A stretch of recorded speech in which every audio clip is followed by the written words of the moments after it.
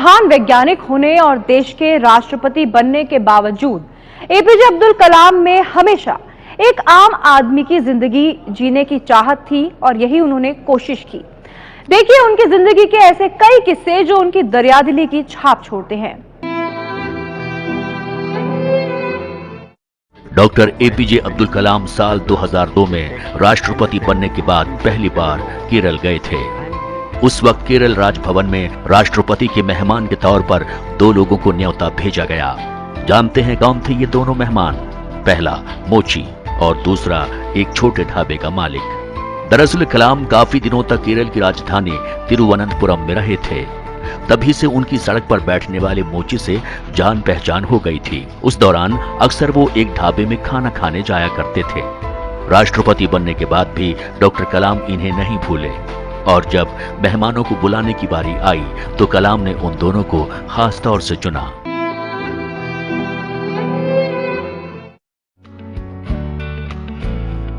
Doctor कलाम ने कभी अपने या परिवार के लिए कुछ बचाकर नहीं रखा। राष्ट्रपति पद पर रहते ही उन्होंने अपनी सारी जमा पूंजी और मिलने वाली तनख्वाह एक ट्रस्ट के नाम कर दी। Providing urban amenities to rural areas, यानी पूरा नाम का ये ट्रस्ट देश के ग्रामीण इलाकों में बेहतरी के लिए काम में जुटा हुआ है।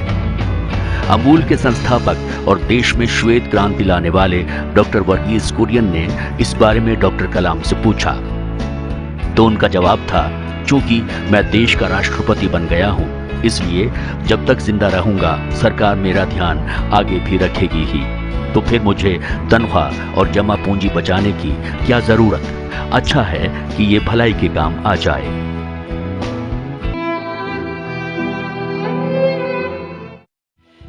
डॉक्टर कलाम जब डीआरडीओ के डायरेक्टर थे, बात तब की है।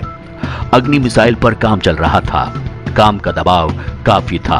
उसी दौरान एक दिन एक जूनियर वैज्ञानिक ने डॉक्टर कलाम से आकर कहा कि मैंने अपने बच्चों से वादा किया है कि उन्हें प्रदर्शनी घुमाने ले जाऊंगा, इसलिए आज थोड़ा पहले मुझे छुट्टी दे दीजिए। कलाम ने खुशी खुशी हामी भर दी। उस दिन वो जूनियर वैज्ञानिक काम में ऐसा मशगूल हुआ कि उसे प्रदर्शनी जाने की बात याद ही नहीं रही। जब वो रात को घर पहुंचा तो ये जानकर हैरान रह गया कि डॉक्टर कलाम वक्त पर उसके घर पहुंच गए और बच्चों को प्रदर्शनी घुमाने ले गए ताकि काम में फंसकर उसका वादा न टूटे।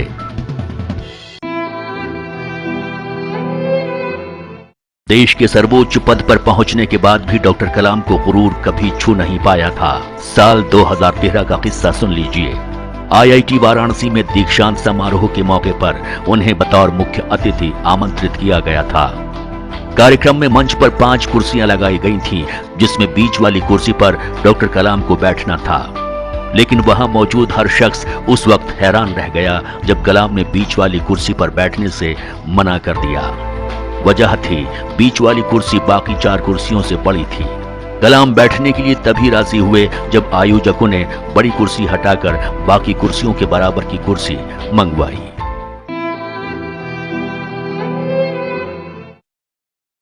डॉक्टर कलाम कितने संवेदनशील थे, इसका वाकया डीआरडीओ में उनके साथ काम कर चुके लोग बताते हैं। 1982 में वो डीआरडीओ यानी भारतीय रक्षा अनुसंधान एवं विकास संस्थान में डायरेक्टर बनकर आए थे। डीआरडीओ की सुरक्षा को और पुख्ता करने की बात उठी। उसकी 4 दीवारी पर कांच के टुकड़े लगाने का प्रस्ताव भी आया, लेकिन कलाम ने इसकी सहमति नहीं दी।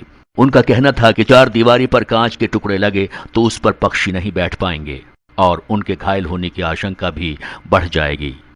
उनकी इस सोच का नतीजा था कि डीआरडीओ की दीवारों पर कांच के टुकड़े नहीं लगे।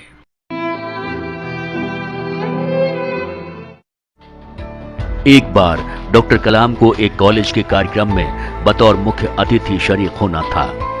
उस वक्त तक वो राष्ट्रपति तो नहीं बने थे, लेकिन डीआरडीओ में एक बड़े पद पर थे और सरकार के सलाहकार भी थे। कार्यक्रम से एक दिन पहले रात में ही कलाम को कार्यक्रम की तैयारी देखने की इच्छा हुई। वो बिना सुरक्षा लिए ही जीप में सवार होकर कार्यक्रम की जगह पहुंच गए और वहां मौजूद छात्रों से बात की। वीआईपी तामझाम से उलट डॉक्टर कलाम के इस अंदाज ने छात्रों का दिल जीत लिया। साल 2002 की बात है। डॉक्टर कलाम का नाम अगले राष्ट्रपति के रूप में तय हो चुका था। उसी दौरान एक स्कूल ने उनसे छात्रों को संबोधित करने की गुजारिश की। बिना सुरक्षा तामझाम के डॉक्टर कलाम उस कार्यक्रम में शरीक हुए।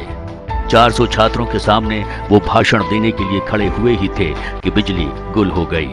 आयोजक जब तक कुछ सोचते, डॉक्टर कलाम छात्रों के बीच पहुंच गए और बिना माइक के अपनी बात रखी और छात्रों के सवालों का जवाब दिया। डॉक्टर कलाम दूसरों की मेहनत और खूबियों को तहे दिल से सराहते थे और अपने हाथों से थैंक यू कार्ड बनाकर ऐसे लोगों को भेजा करते थे। डॉक्टर कलाम जब राष्ट्रपति थे, उस दौरान नमन नारायण नाम के एक कलाकार ने उनका स्केच बनाया और उन्हें भेजा। नमन के पास जब राष्ट्रपति डॉक्टर कलाम का हाथ से बना थैंक यू कार्ड और संदेश पहुंचा तो वो भौचक्के थे।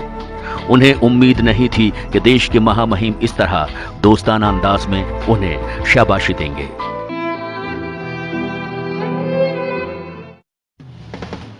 डॉक्टर कलाम में एक बड़ी खूबी ये थी कि वो अपने किसी प्रशंसक को नाराज नहीं करते थे। बात पिछले साल की है। डॉक्टर कलाम IIM अहमदाबाद के एक कार्यक्रम में मुख्य अतिथि बनकर गए। कार्यक्रम से पहले छात्रों ने डॉक्टर कलाम के साथ लंच किया और छात्रों की गुजारिश पर उनके साथ तस्वीरें खिंचवाने लगे। कार्यक्रम में देरी होती देख आयोजकों ने छात्रों को तस्वीरें लेने से मना किया। इस पर कलाम ने छात्रों से कहा कि कार्यक्रम के बाद मैं तब तक यहाँ से नहीं जाऊंगा जब तक आप सभी के साथ मेरी तस्वीर ना हो जाए। ऐसे थे डॉक्टर कलाम।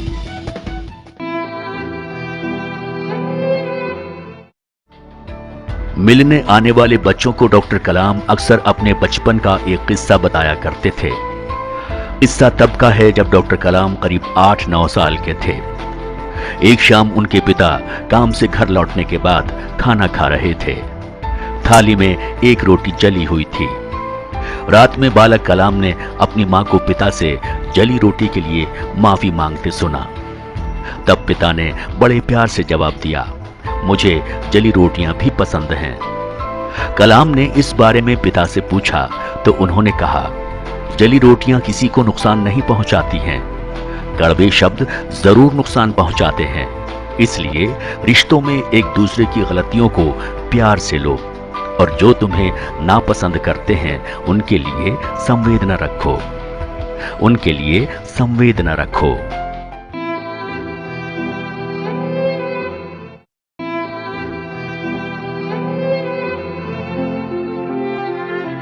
ऐसे एक अनमोल रत्न,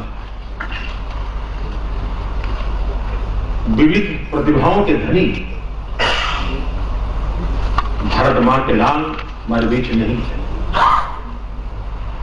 हम लोगों ने बहुत कुछ गंवाया है, बहुत कुछ खोया है,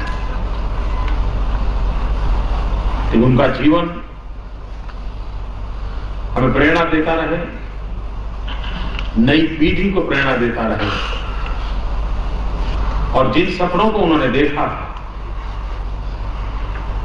उन सपनों को पूरा करने के लिए उनके आशीर्वाद में सदा सदा बने रहे।